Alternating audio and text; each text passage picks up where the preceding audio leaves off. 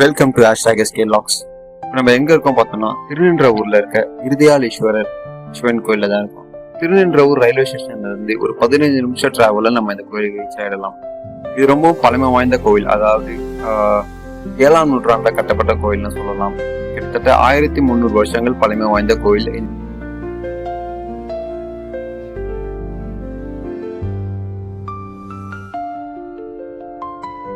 இந்த கோயிலுக்கு இருதயாலீஸ்வரன் அப்படின்னு பேர் வர காரணம் என்னன்னு பார்த்தோம்னா, திருநின்றவூர்ல வாழ்ந்த பூசலார் அப்படின்ற ஒருத்தர் தீவிர சிவன் பக்தரா இருந்திருக்காரு. அவர் இதயத்திலே கோயில் கட்டி சிவபெருமான வழிபட்டு வந்திருக்காரு. அது மட்டும் இல்லாம அந்த கோயிலுக்கு கும்பாபிஷேகம் நடத்தவும் ஒரு நாள் குறிச்சிருக்காரு. ஆனா அதே நாள்ல பல்லவ மன்னன் காஞ்சிபுரத்துல சிவபெருமானுக்கு ஒரு கோயிலை கட்டி கும்பாபிஷேகம் நடத்துறதுக்கு திட்டமிட்டு இருக்காரு.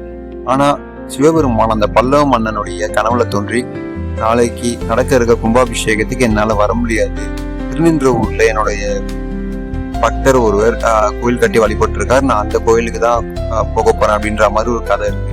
ஸோ அதை கேள்விப்பட்ட பல்லவ மன்னன் திருநின்றவூருக்கு வந்து அந்த கோயிலை தேடி இருக்காரு, ஆனா கிடைக்கல. அதுக்கப்புறமா தான் இதுலேயே சிவபெருமானோட பக்தரால கட்டப்பட்ட கோயில்னு தெரிஞ்சுக்கிட்டு அதே கோயிலை திருநின்றவூர்ல கட்டி கொடுத்து அந்த கோயிலுக்கு இருதயாலீஸ்வரர்னு பேர் வச்சிருக்காரு.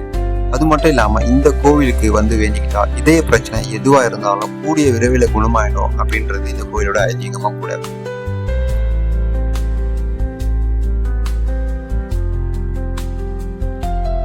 இந்த மாதிரி பழமை வாய்ந்த கோயில் உங்க ஊர்ல இருந்தா கமெண்ட்ல ஷேர் பண்ணுங்க.